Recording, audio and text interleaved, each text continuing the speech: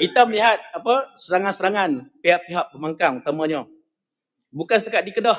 Kempen pelihara Sabah pun bercakap tentang cukai PAS ni.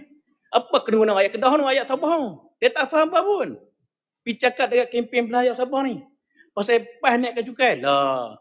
Orang Sabah tu ada kempen dia, bagi roti ke dia ya. Nampak kan? Apa nak cakap tentang cukai, dia pun tak faham pun. Tapi kerana nak serang Kedah pasal ni, tak puas hati Kedah ni, macam mana serangan.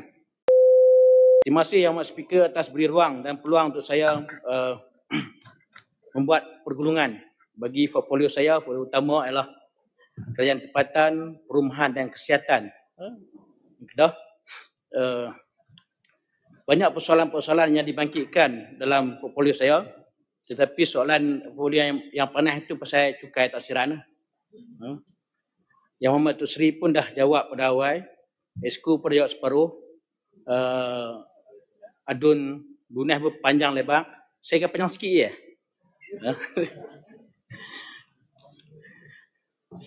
Yang Muhammad Speaker, dalam kesempatan yang ada ini saya ingin merakamkan ucapan syabas dan tahniah kepada Yang Amat Berhormat Dr. Seri Menteri Besar atas pembincangan bajet 2026 pada Isnin yang lepas. Pembincangan bajet ini memperlihatkan kepada kita semua bahawa satu usaha yang sangat bersungguh-sungguh di peringkat kerajaan untuk tidak mengabaikan satu pun keluhan dan penderitaan rakyat di negeri Kedah. Walaupun kerajaan negeri mempunyai hasil yang terhad, iaitu daripada beberapa sumber cukai seperti cukai tanah, cukai hasil hutan dan cukai hiburan, dan perlu menanggung biaya pembangunan dan pengurusan yang tinggi. Di pihak kerajaan negeri akan cuba sedaya upaya untuk meningkatkan usaha agar dapat membantu dan meringankan beban rakyat yang kita termampu.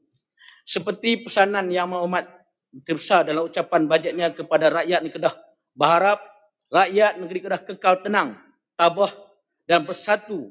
Dalam sejarah negeri ini, setiap kali rakyat dan kerajaan bersatu hati, apa jua badai yang datang, kita mampu mengatasinya. Kerajaan tidak menjanjikan bulan dan bintang, tetapi berikrar dan terus bekerja untuk rakyat. Setiap keputusan yang diambil akan menitik beratkan kesejahteraan rakyat Kedah yang tercinta. Dengan bajet yang dibentangkan, hasil 2026 telah menyasarkan hasil tanah 554.81 juta, pelbagai hasil 232.88 juta, hasil hutan 33 juta, hasil daerah 17.31 juta.